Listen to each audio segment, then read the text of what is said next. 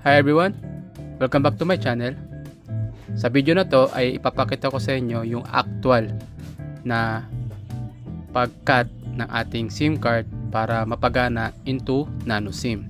So bumili tayo sa Shopee ng dual SIM cutter. Ayan. Okay, at ito po yung product. Ayan. So dun sa video natin na unboxing ay pinakita ko sa inyo kung anong laman ng ating dual SIM cutter. Ayan. Sa video na to ay tayo ay mag-actual ng SIM cut. Okay, simula sa normal SIM card hanggang sa nano SIM. Okay? So papakita ko sa inyo itong cellphone na to. Ayan, itong cellphone na to ay merong SIM card. Kung pakita nyo, yung signal ng SIM card natin na smart, na dalawang SIM card na smart, ay meron siyang signal. Ayan. Ayan. Okay? So gumagana po yan. Ayan. So try natin mag-balance inquiry. Then press call. Then select SIM 1. Requesting.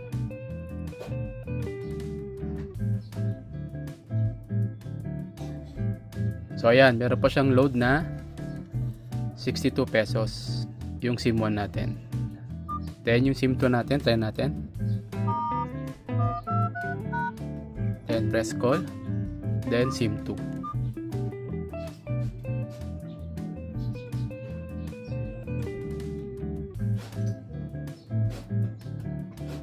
So ayan, meron siyang load na 30 pesos. Ayan.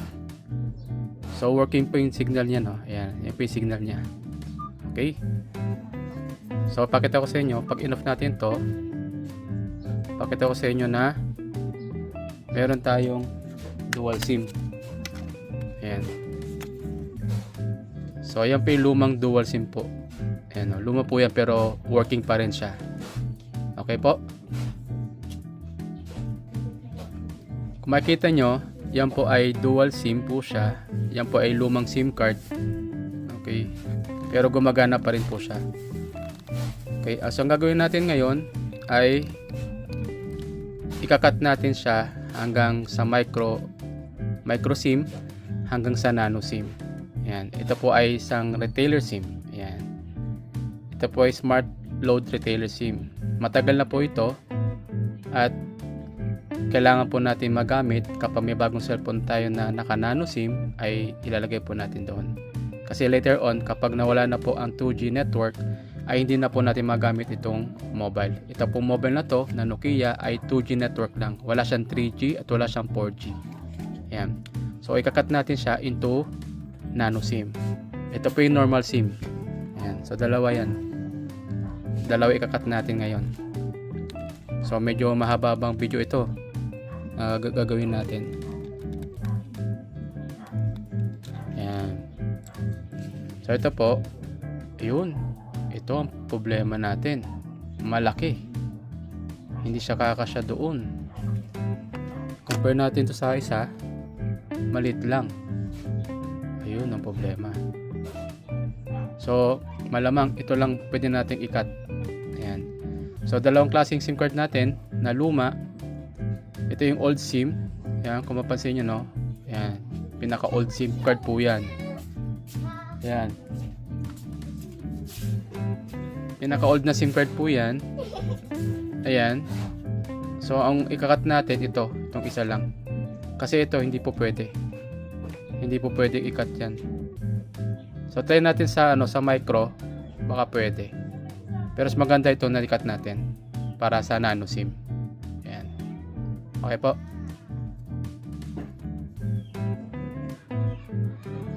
Para mapa-convert natin ang ating normal SIM into nano SIM ay kailangan po muna natin i-cut itong ating normal SIM na old SIM into micro SIM.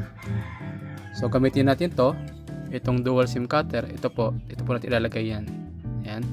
Ang paglagay niyan, make sure na sundan nyo po yung marking niya, no? Ito po yung pinaka yan, marking niya.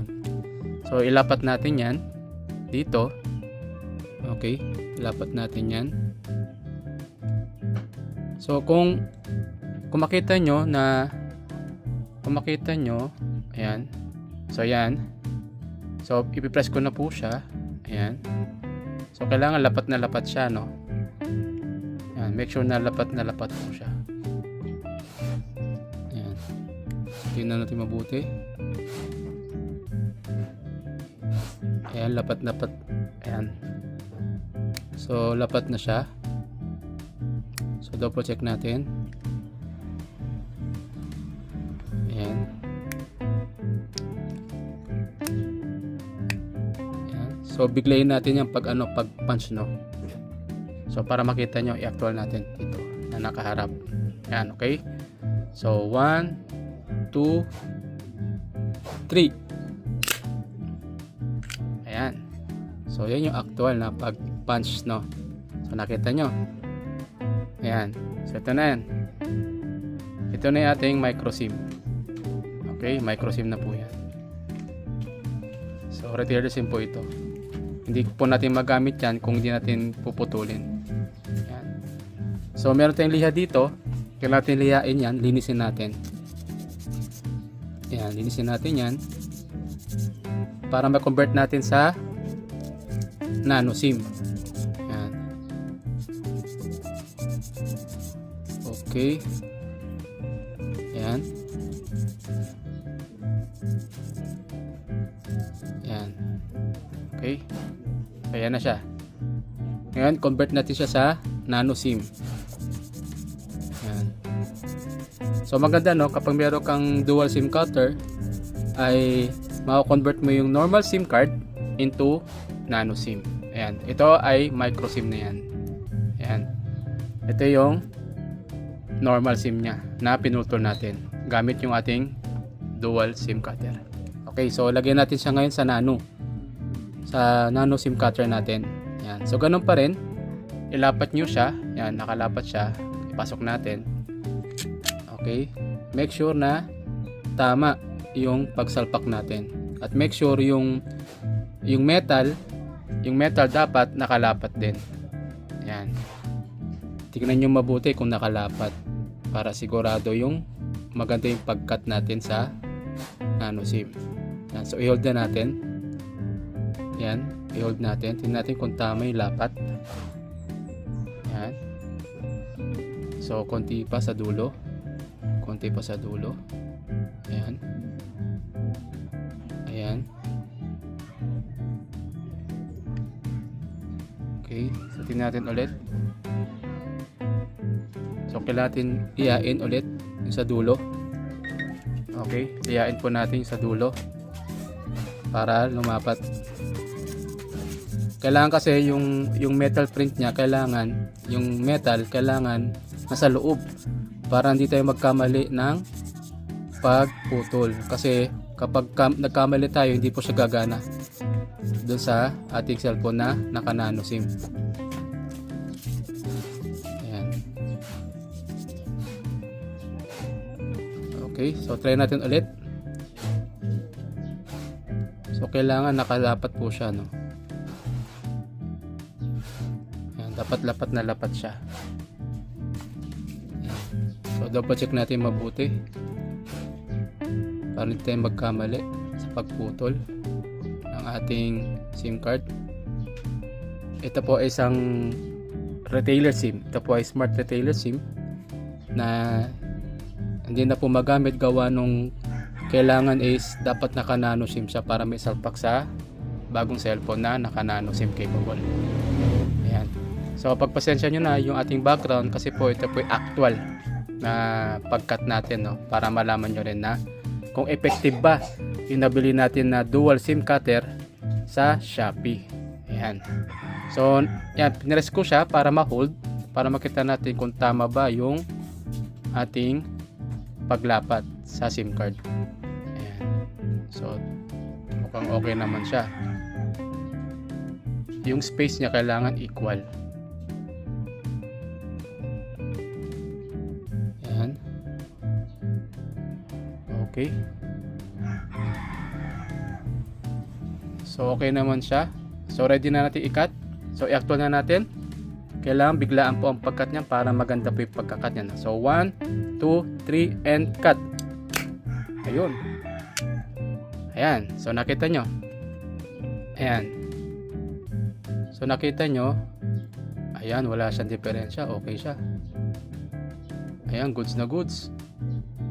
Ayan, so ang gagawin natin, lilihain natin. Ayan, lihain natin. Ayan, lihain natin yan. Lihain po natin yan. Ayan. Para lumapat dun sa ating tray. Dun sa nano SIM tray, no? Ng ating mobile na pagsasalpakan nito. Ayan. Kailangan malinis. Ayan. Okay. Ayan. Pinapakita ko yung actual para malaman nyo rin kung effective ba yung ating dual SIM cutter. Ayan. So tanggalin natin yung sobra. Ayan. Actual po ito actual. Ayan. Sa kabila. Ayan. Linisin natin para maganda yung pagsalpak doon sa ating cellphone sa SIM tray po niya.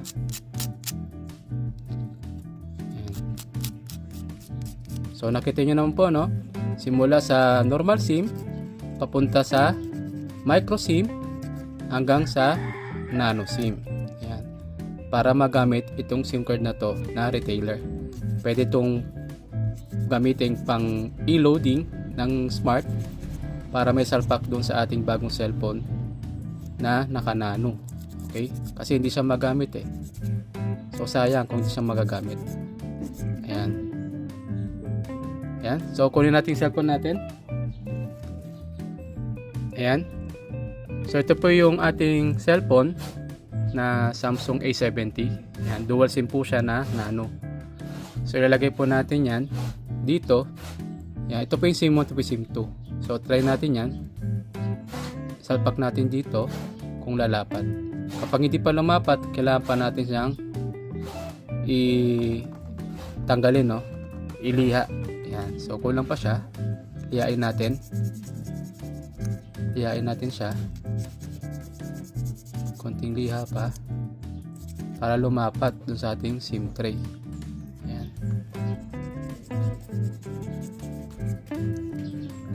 Yan. So, makita nyo, no? Ayan. So, ayan. Try natin ulit. Ayun. Lumapat na siya. Ayun, lapat na oh. Okay. So salpak natin. Salpak natin siya dito. Okay. Salpak natin yan, smart. So hopefully magkaroon siya ng signal. So off ko natin yung ating ilaw. Off natin ilaw. Yan. On natin. Yan. Okay. So hopefully itong ating nabili sa Shopee na dual SIM cutter ay effective. Ayan. So hopefully effective ito, no? Kasi precise po yung sukat. Okay? Precise po yung sukat nito. Ayan, no? So tanggalin natin itong ano. Ayan. Ito na yung ano, nakat natin, no?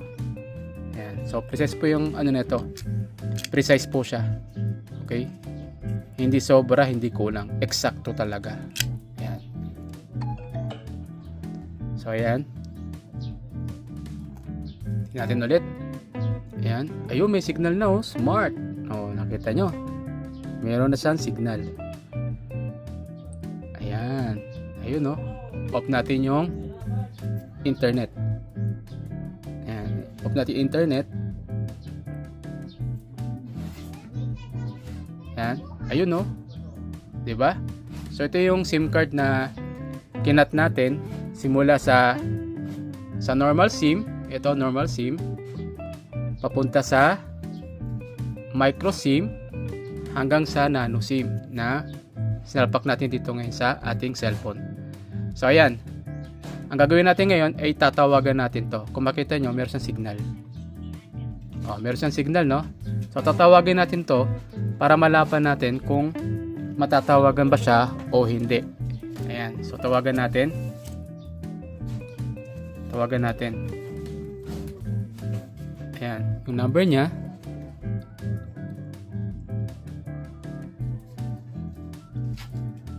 Ayan, so tawagin natin, ha. ito yung cellphone, panapantawag natin doon sa number na yon.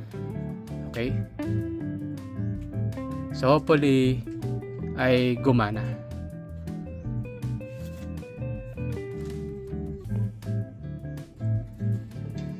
Ayun, gumana siya. Gumana siya. Ayan, gumana oh. Ayan. So sagutin natin. Ayan. Hello? Hello? Ayan, hello. Ayan, nag-echo siya eh. Ayan, nag-echo po siya. Ayan. So, effective po yung ating dual SIM cutter na nabili natin sa Shopee. Ayan. So, i-call in ko na. Ayan. So, i-call in ko na. So, gumagana po siya. Gumagana. So, i-balance inquiry natin siya. I-balance inquiry natin. So, click natin yung done. Then, balance inquiry. Dial natin yung asterisk 1, 2, 3 number sign. Then, press call. Ayan. Tingnan natin kung lalabas yung kanyang balance. Ayan. So, lobas po yung balance niya na 62 pesos. So, effective po itong ating dual SIM cutter. Ayan. Sa mga nagtatanong kung saan ko po siya nabili ko po siya sa Shopee. Okay. Dito ko po siya nabibili sa inyong, ito po mabibili sa aking shop. Yan, Alan Tech Shop. Hanapin nyo po. At ito po yung ating dual SIM cutter. Ito po yun. Yan. Yan. So, hopefully nakatulong to sa inyo. Ayan. Sa akin po ay malaking tulong po sa akin kasi yung old SIM card po namin dito na ginagamit na pang retailer ay normal SIM pa po siya. Ayan o. So, ito po yun. Ito po yung normal SIM. Ito yung micro SIM na kinat natin. At ngayon, nandito na po sa ating cellphone. Ayan. So, yan po ang ating dual SIM cutter. Ayan. Sa mga hindi pa po nakasubscribe sa akin channel, click subscribe. At click mo na rin yung bell icon para ma-notify ka sa next upload video natin. So, ito ang ating actual na paggamit sa ating dual SIM cutter. Maraming salamat.